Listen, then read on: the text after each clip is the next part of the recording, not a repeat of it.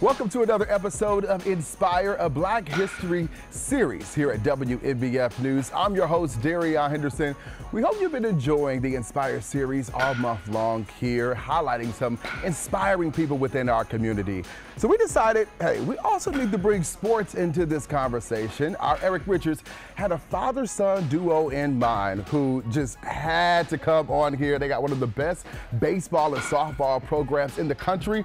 So we brought them on here to inspire. Let's welcome Willie and Wilson James to Inspire. Let's give them a hand, y'all.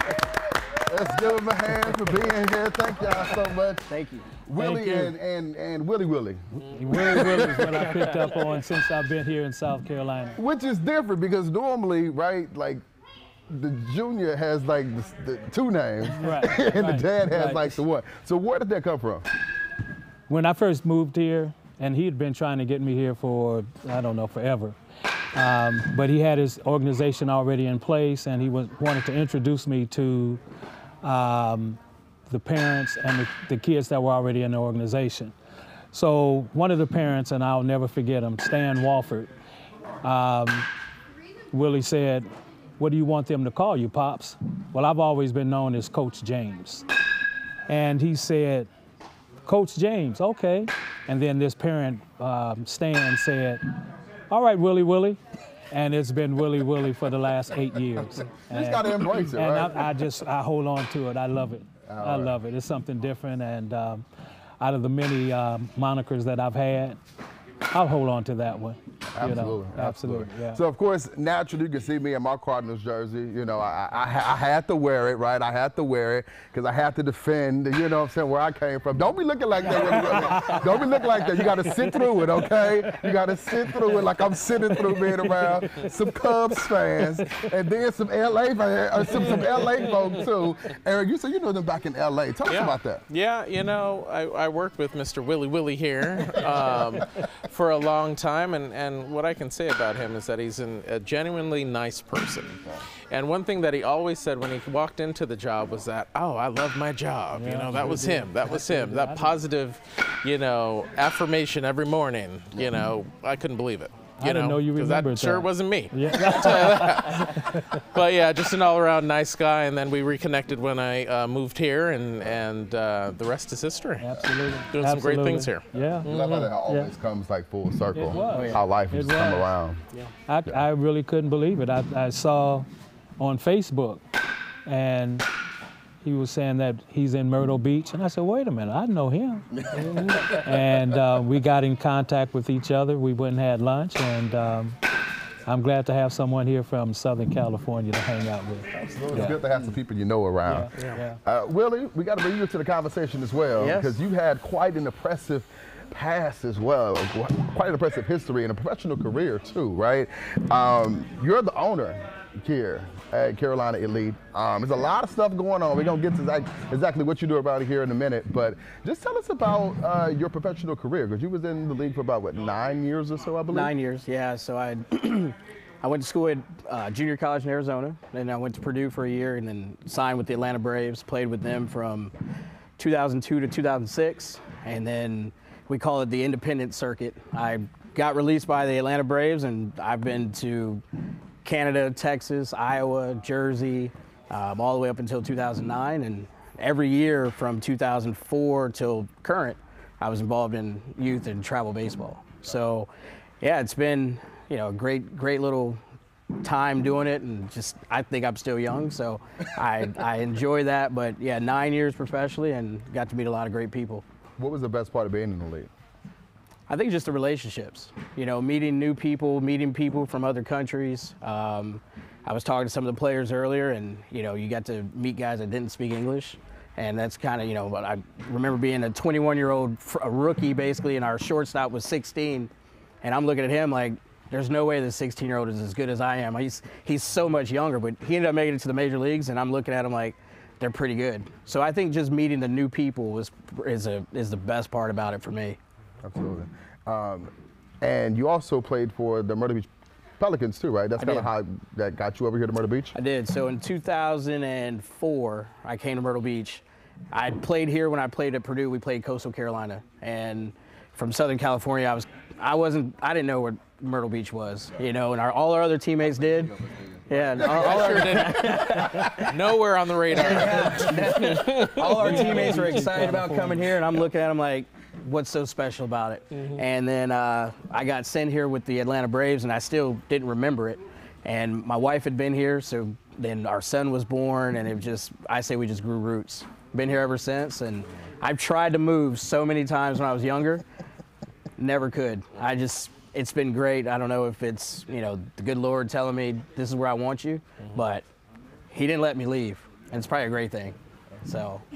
It's all about being present as well, you know, and being where you're supposed to be. Right, You know, right. that's something we always hear, you know, you're never where you want to be, you're always where you're supposed to be to make an impact and make a difference. And here we're going to get to the difference in just 1 second, but we got to bring in Mr. Willie Willie.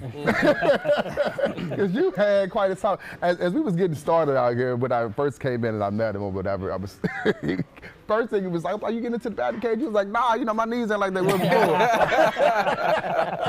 But you used to do some stuff too. You was an umpire back there, right? I umpired. I was a scout.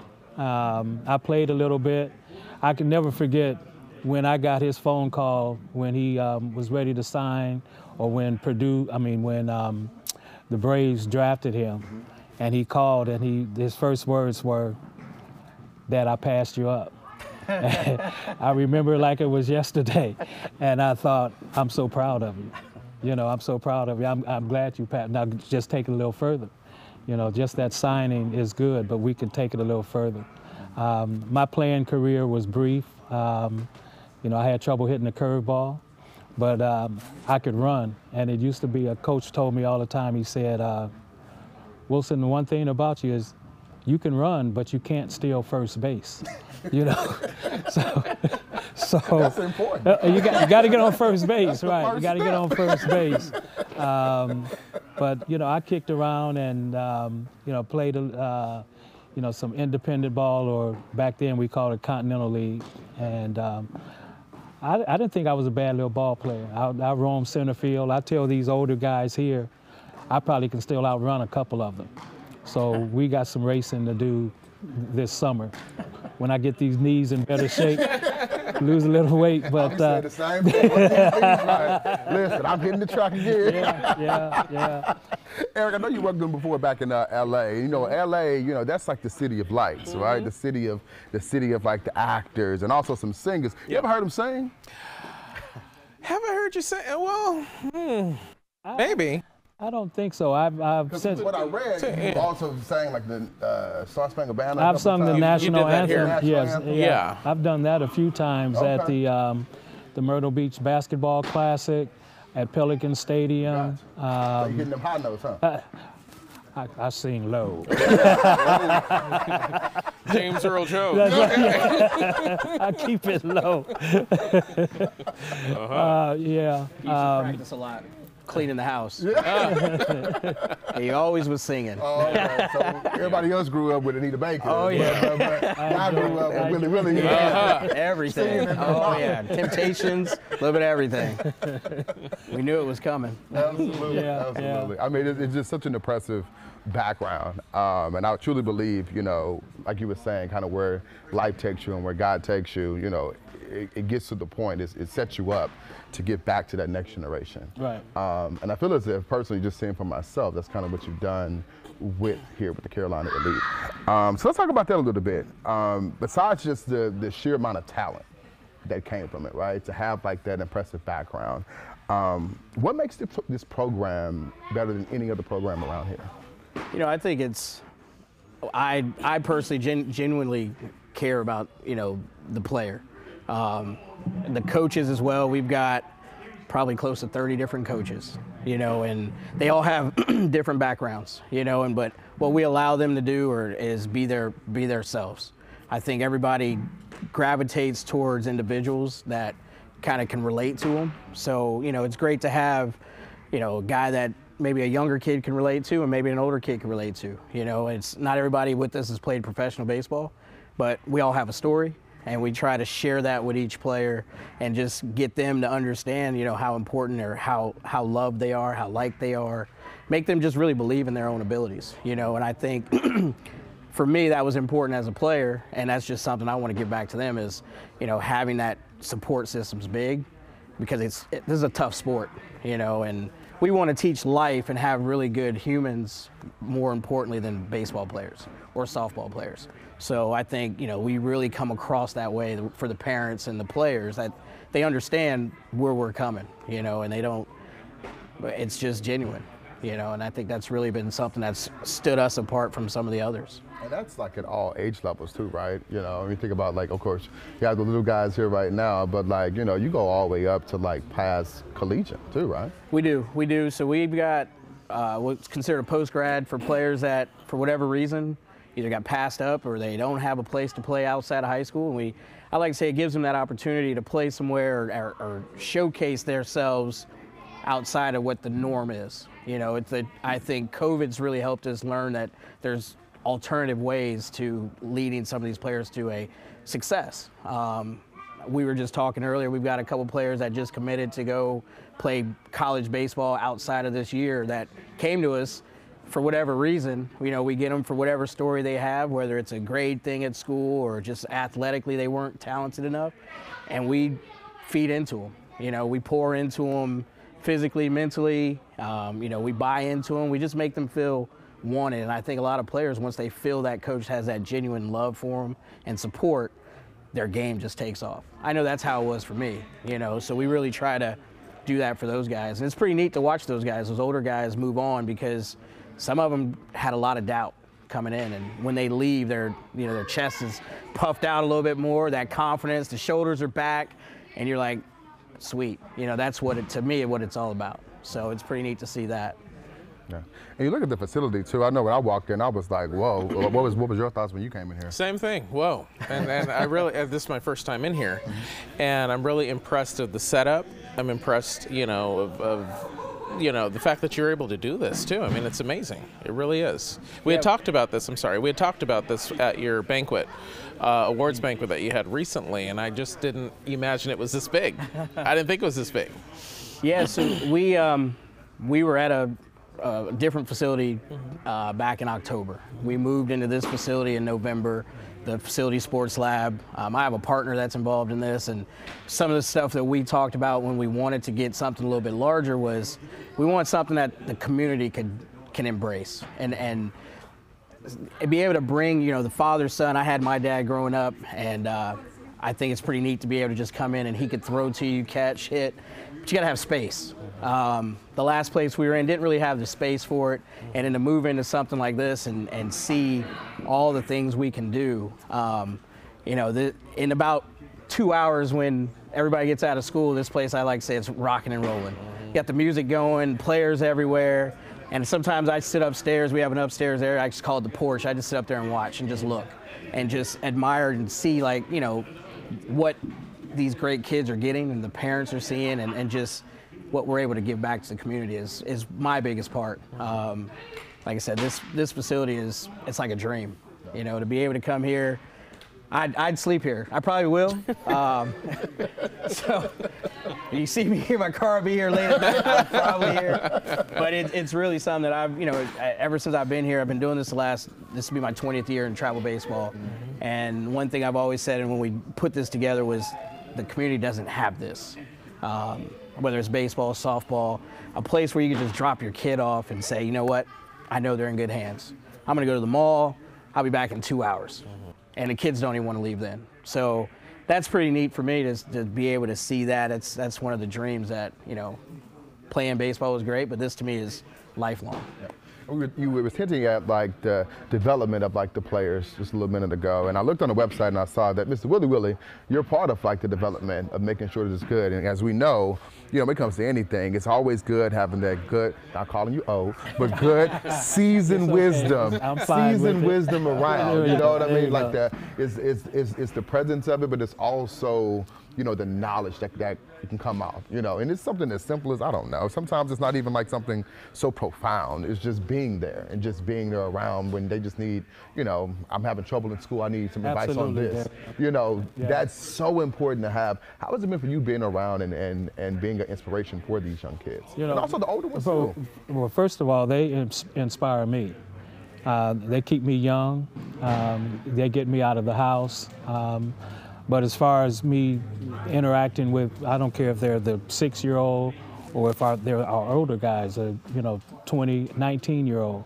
I just let them know, and I try to be honest with them. One thing I learned with this sport is honesty. You have to be honest with these kids, because if not, you're not being genuine with them. So I just give them what I've had, where I've been, and just let them know a little bit about who I am, where they can go with this sport. Because if we look at reality, Derrion, reality is, maybe out of the 250 kids we have in this program, and I don't know, it could be more, you would say maybe 3% would probably go on and play Division I college baseball. Now, if you want to take it to professional baseball, you're taking it all the way back to maybe 1%. And so there's life after baseball. Even if you make it to the highest level, and I have to explain this to them, even if you make it to the highest level, you're only going to play up until about 30, 35 years old. 35 is old in this game. Now, you have some guys playing at, 38, 40 years old, simply because the game has changed a lot. But for the most part, what are you going to do after you're 35 years old? You have another 60, 65 years of life to live. It was fortunate, Eric was showing me the truck, and one of our college guys was interested in becoming a broadcaster or getting into your field. And so Eric was given, and his eyes lit up like he was one of the 8-year-olds we have here. And then when he came in here, he was like, Willie, this is what I want to do. I said, well, you got a game tomorrow. Let's try to win that game tomorrow. One step at a time. Yeah, right. One step at a time, young blood. Slow your roll down. Right. You still got some baseball left in you. You're 19. Yeah. I just said 30, 35. So, but there is life after baseball, and there's so many things that you can do in this sport. As I mentioned earlier, I've come in as a player, a scout, a coach, an umpire, a director of player development.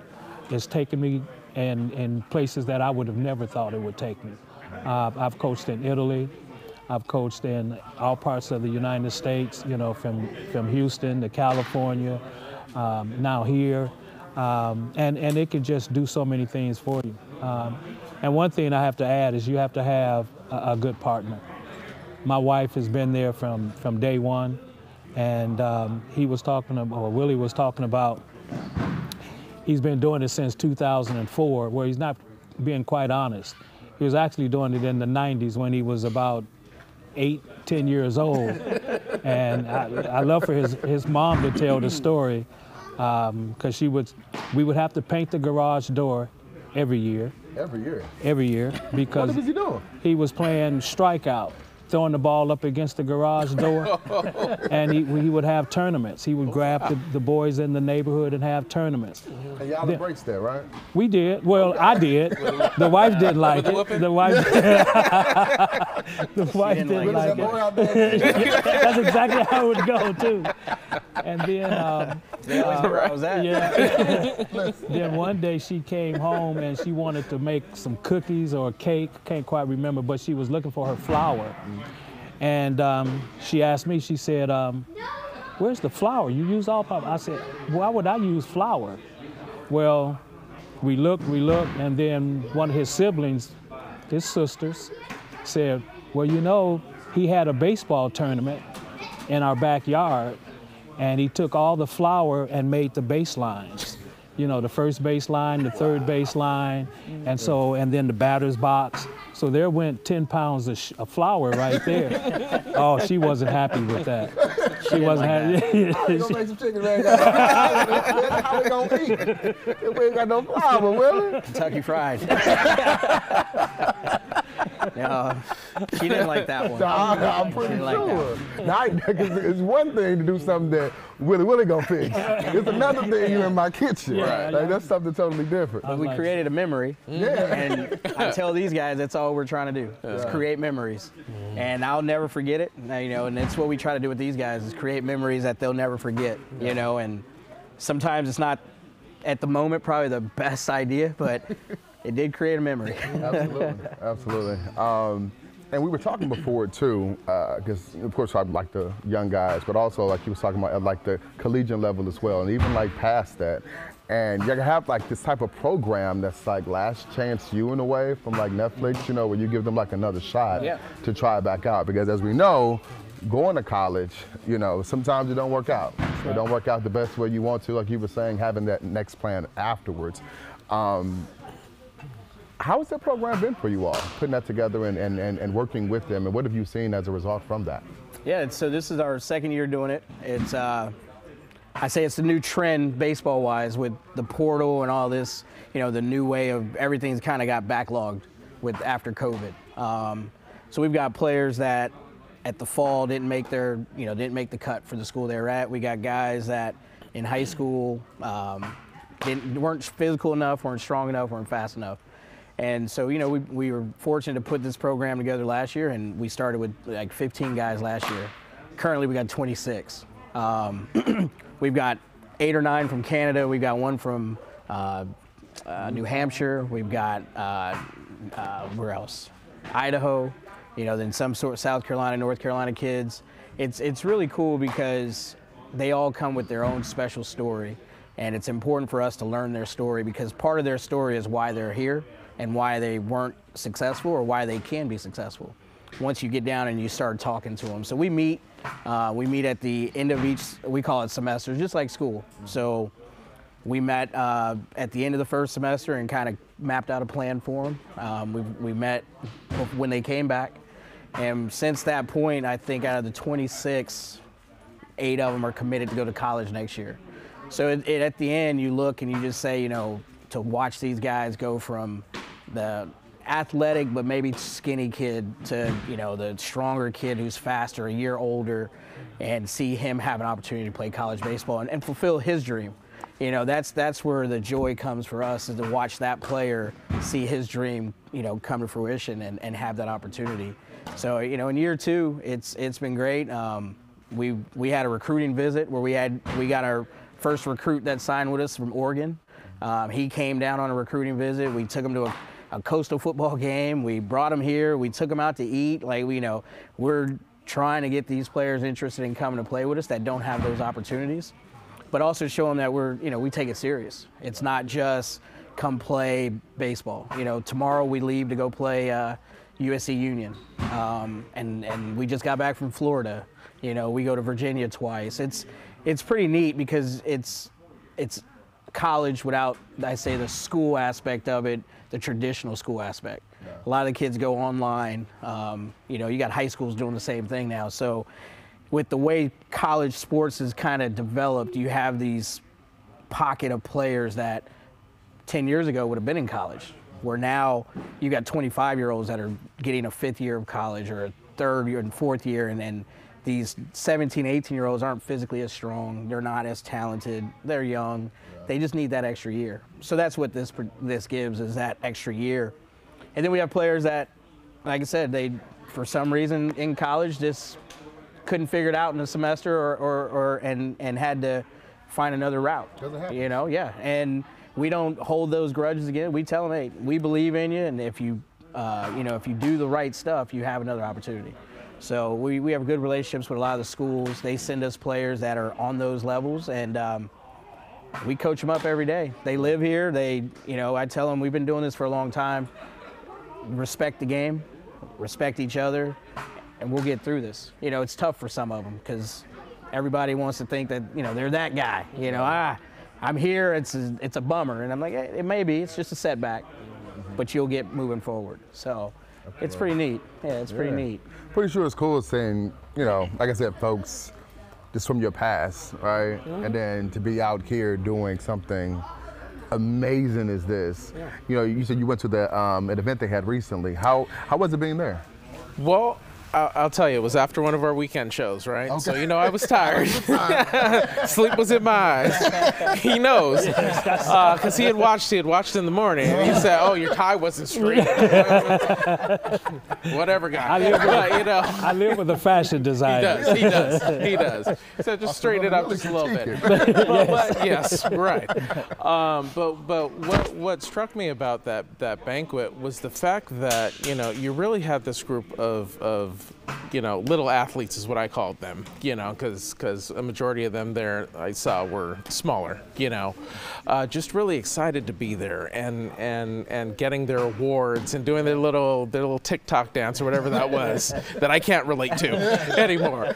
But just the fact that you guys had this ceremony to acknowledge the triumphs and the successes of these kids and to see their parents, you know, in the grandstands rather, back there supporting them and being excited for them to be there. I mean, it was really fantastic, you know. Yeah, I say there's two things I shoot for with everything we do is, I said it earlier, but creating those memories that these kids are never going to forget. For me as a player, I didn't remember or still don't remember many wins and losses. I remember many hotels. I mean, I remember many rides, smells. I remember, you know, parents and how I remember those things. I don't remember the games. I remember those moments of, you know, the getting those awards and what it felt like, you know, and to see that was our first one. Something that we put together just as a celebration of each player. Right. And what was neat for me was how excited the older players were for the younger players. That to me told me we did something right because, you know, to me it's hard to impress that 16, 17-year-old. But when they're there and they're genuinely excited for that young player, like as if they were 8 or 9, that's pretty neat, you know. And we had our older guys there because some of them had been with us for a while. So for them to see kind of where they were and where they've come from to see now where they're at, is just for everybody to notice and see, like, you know, I was once 8 and now I'm 16, or I'm 8, that's what the 16-year-old looks like. And so we try to put those guys in front of each other just so they can mimic their behaviors and understand, you know, how cool it is to actually, you know, do the right things and operate in the right way. So that was what that was about, and I enjoyed it. I had fun. In talking for just a second about the older kids there, because correct me if I'm wrong, but one of them was your grandson, right? Which I believe was your your son? And just how emotionally got up there, you know, in talking to them about the experience there. I mean, that really had to tug at your heartstrings. I know you were leaking. You were over there crying, boo-hoo. You had that Denzel tear, that one tear coming down. But that wasn't scripted when you were either. listening to him, you know, that had to make you feel proud. It did, especially knowing that he was told 5 minutes before that he was going to speak. And so he had no preparation for it. Yeah. I had no idea what he was going to say. But to hear him speak highly of the program and things that he's learned, you know, it was really one of those, like, maybe we did do the right thing with this kid, you know, or maybe the people that we surrounded him with have been that important. And, you know, I think I wanted guys to see that so that when they get to that point, they can see how he acted and kind of emulate what he did, you know, because it took a lot for him to get up there. I mean, that's why we try not to tell him, because we figured if we told him too soon, the nerves would kick in. So we get him up there and say, hey, by the way, you're speaking. And, you know, so to hear what he had to say, it wasn't scripted. He didn't know what to say, and he just spoke from his heart, you know. And yeah, it was definitely one of those moments. But, you know, I know there's going to be many more.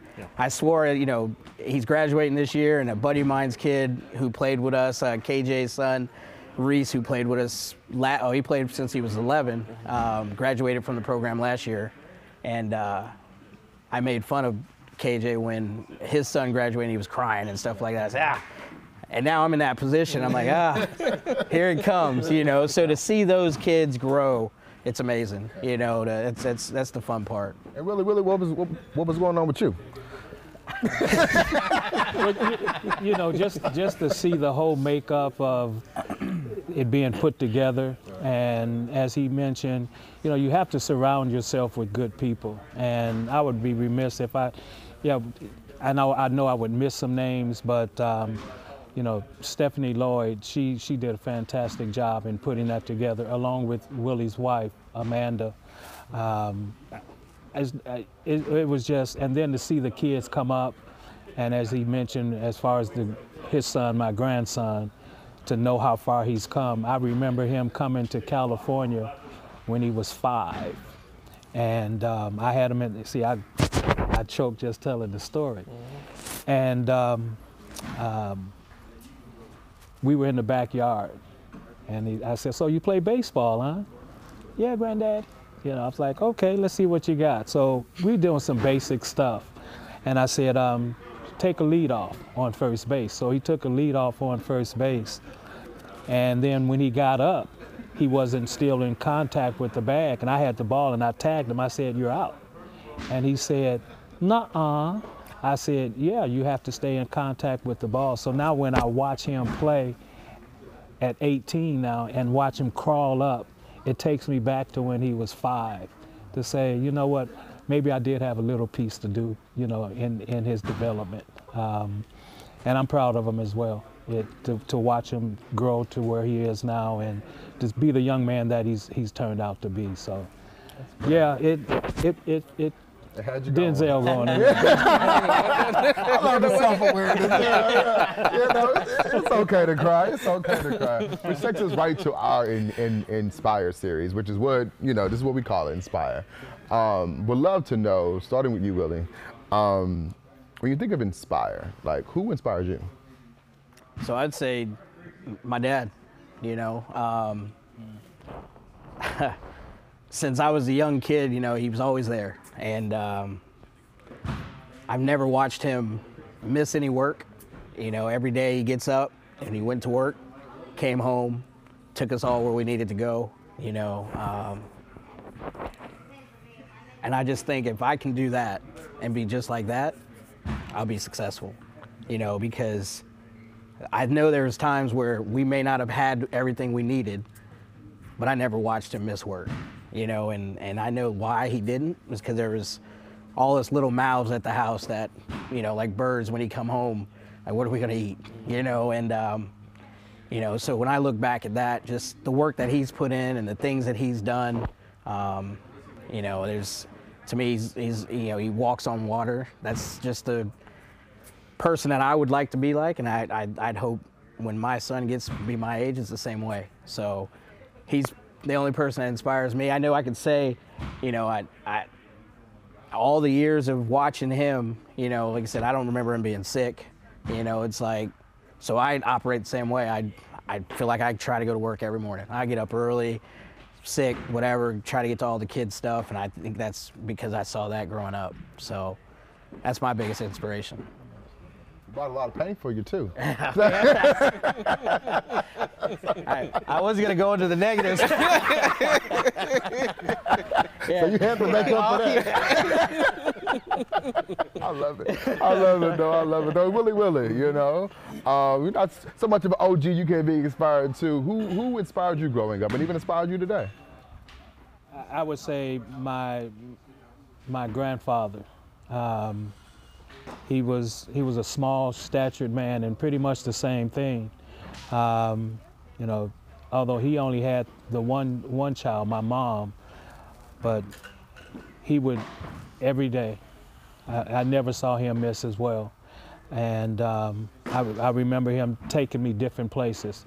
My dad was, you know, unfortunately wasn't always in my life, and so as a young 8, 9-year-old, you're looking for someone, and that's how I got into baseball. My grandfather was an old Negro League player, and so he would take me to, you know, where he used to play, and introduce me to some Negro League players, and you know, guys that I looked up to was athletes. You know, he would take me to Comiskey Park out of Chicago, Wrigley Field, you know, to meet the Ernie Bankses, you know, the Billy Williamses. Willie Mays would come into town. And then he would give me the stories when, yeah, boy, when I used to play with them, and, you know, and I was like, yeah, Granddaddy, you know, yeah. And then he showed me his shin, and he put his pants up, and he had a big old, you know, back in the, I guess, 40s, 30s, you didn't have trainers and all that. He said you just kept playing, and he was playing second base, and he got spiked. And still to see him get around the way he would get around. My mom was a big influence as well. We just called her Little Mommy. She wasn't a big woman, but she ruled the ship. And you know, being the oldest, I had to set some examples for my siblings, and just continue, you know, to inspire these young kids. You know, but my grandfather was the one who inspired me. And how does it feel as well? I know y'all were saying earlier, I know you were saying how, you know, your dad told you, like, you know, when you called him and told him, hey, I made it past you, you know, and now, you know, and he was like, you know, go even farther. Yeah, right. To see him make it to that level and then get to the point now where he's now giving back to those young kids. What kind of goes through your mind as a father to see the progression that your son made? I can't say how proud I am of him and what he's done. He's given himself so much to this community. And like I said, it actually started when he was 10. You can almost see that in him at that age, because he would have kids at our house that I didn't even know lived in our neighborhood. You know, it's like, you know, and then afterwards, you know, yeah, the whole hood, right? You know, and he would actually have tournaments. He would have the brackets set up, and you know, you're on this team, you're on this team, you win, you move forward, you lose, you go home. He had awards for them. So I kind of knew this was going to happen. I just didn't know, you know, when and where. You know, and I tried to help him out as much as I could in his baseball learning. Then as he got older, you know, you pass them on. And, you know, I also like to tell the story. My wife, he was a freshman in high school, and he wasn't getting a whole lot of playing time, but he was playing varsity baseball. And so the wife, she would always sit in the stands. I was one who would sit way down the left field or right field line and watch the game, because I just want to watch my kid play. Right. And so she came home and she said, why isn't Willie playing? I said, well, you know, you got a second baseman who's a senior, and you know, he can hit the ball pretty far, and you know, he's a freshman. He'll be okay. So she tells me, she said, well, I'm gonna go talk to the coach. I said, ooh. Really? Don't let mama go. Yeah. I said, we're not going to do that. She said, well, and then I kind of broke it down for her and said, our daughters, one was a dancer and the other one was a cheerleader. And I said, what if I were to go to Miss Kincaid, the dance instructor, and say, Miss Kincaid, why isn't Nicole or Cornette sitting in the, or dancing in the front row? And she said, you don't know anything about dance. And that sort of gave her answer, that, and you don't know anything about baseball. Let this play out, you know, and as it happened, it played out okay. You know, she kind of understood, okay, you're gonna deal with the boys and their sports. Well, I'm pretty sure you're probably wondering, you know, when I was on the phone with you, you were down in Florida. Right. Like, it was like, hey, can you come to this podcast, you know, we're doing with WMBF, it's Black History Month, I'm like, why are they calling me? You know what I mean? Right. Eric, you want to tell them why? Well, I'll tell you what. As you know, we're doing the Inspire series, right? And I wanted to personally let you both know, especially you, Mr. Willie, that I'm inspired by you both. And I'm inspired by what you've created here for these kids. I call them, you know, even if they're over 18, they're kids to me. I'm 40 now. Absolutely. But it's what you're doing for these kids in this community. It's the fact that you're uplifting them and showing them, as you mentioned earlier, that there is a path outside of baseball too. Because not a lot of people talk about that. They only think about the sport. Right. And they don't think necessarily about what happens if you get injured or if you age out of the sport or whatever that is. And you're giving them the necessary tools to say, hey, I think about what's after this. And I am just inspired also by the dynamic that you two have. You know, I was able to witness that at your banquet. You know, I had not met you before. You know, and knowing you as long as I've known you. You know, you've always been an inspiration to me with just, as I said, your upbeat, I love my job moniker that you used to say that I didn't agree with most days. But it's the fact that what you're doing here that is affecting so many lives.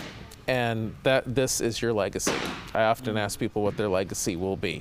This, as you already know, you should know, is your legacy here.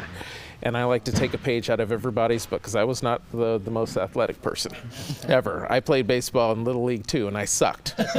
Okay? This T-ball right here, I would miss this. Don't put a bat in my hand to play baseball. Get some trainers. We can get some lessons. This ain't gonna happen. But you know, I think Derrion will take that. We'll put him out there, but you can't. It's for the look. Yeah, you can't get me out on that field to save my life, right? But for you guys to just sit back, just know that you're doing a good thing here. And I'm proud to know you for knowing what you're doing for these kids and this community, and I can't wait to see, you know, where this goes next. Oh, thank you. Thank you. Yeah, it's crazy you say that. There's a couple of our coaches I've coached when they were 13. And to me, the coolest thing is when they come back and coach with you. I've got one gentleman, Mike Frazier, he still calls me coach, and he's 30-something. And I'm like, bro, please don't call me coach. I'm not the OG. But that's what he knows me as. And, you know, so to see these guys come back and coach the young kids the same way or, you know, pour into them like you poured into them, to me, that's really what it's about. And, you know, that's what I saw growing up. That's what we try to emulate for these guys. But it's cool to see them go all the way through, come back, have children, or, you know, come back and coach with the program. To me, that tells me we're doing something right if they come back. You know, we didn't scare them off too much if they come back and coach with us, and so that's the fun part for us, or at least for me.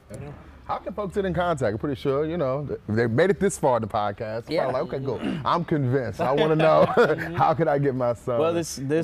This is the like I said, this is the Facility Sports Lab. We have a website, facilitysportslabmb.com. You can schedule lessons, camps, classes. Coming into the summer, we'll have day camps every day, Monday through Thursday from 9 to 1. Last year was a really good success. We'll have sleepovers. I don't do the sleepover. We have a coach that volunteers his time to sleep over with the kids, and they love it because they get to run around. Yeah, it's pretty neat when you show up at 5 o'clock in the morning, sleeping bags are everywhere, and I'm picking up chip bags. You know, I drop the food off, but it's cool to see because I know those are the memories that these kids are getting, and with this facility now being able to house so many more kids, I'm excited to see what the summer's going to have to offer. But yeah, just you go to our website, facilitysportslabmb.com. We have different coaches that do lessons, camps. I kind of oversee some of the stuff, so I'm not as available for lessons and camps, but private lessons too, right? Private lessons, group lessons, pitching lessons. We try to do, you know, we have a weight room, so we try to do a little bit of everything where the kids can come. We want it to be a place where they feel safe, you know, safe to come and work out and fail in this game of baseball and learn, because I feel like in order for them to grow, they've got to fail, but it has to be a safe place where they can fail and feel comfortable. So that's, you know, with the different instructors that we have, I really feel like that's a great space for them. And we're getting a lot of kids from outside of just this area, which is really neat. And I think that's a testament to the coaches that we have. You know, they don't see me as much, so I know it's not me. It's all these other guys that are in here, and we're trying to get more softball as well. We've got some of the high schools coming in, which is pretty neat. With the summer coming, all the travel teams that are going to come in. So it's going to be, I know it's going to be a busy summer, but to me that's what I'm welcoming that. That's why we wanted this building, you know, so that it's, I don't know, it's just a dream, you know, and get to live it and see all these kids live through their dreams and accomplish their goals, and it's fun, you know. It's I know the laugh that you say, you know, he says he loves his job, and I wake up and I'm like, I get up at 3, 4 o'clock in the morning excited to get going, to get back in this building.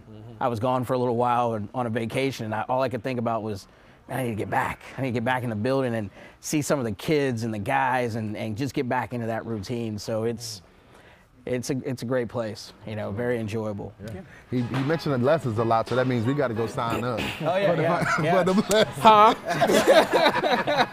I don't know about all that. We don't know about that. All ages are His welcome. bones are cracking, mine are cracking. I don't know about all that. Well, Willie, thank you so much Yes, for joining us thank here you. on Inspire. I appreciate you, brothers. Thank you so Appreciate you. much. Thank you. Man, this Appreciate was a great conversation. I really appreciate it, and I love what y'all doing here Thank in you. Horry County. Really appreciate you, and thank you for watching too. For Inspire, a Black History Month series here at WMBF. You can watch all the episodes on WMBF's YouTube channel or listen where you get your podcasts.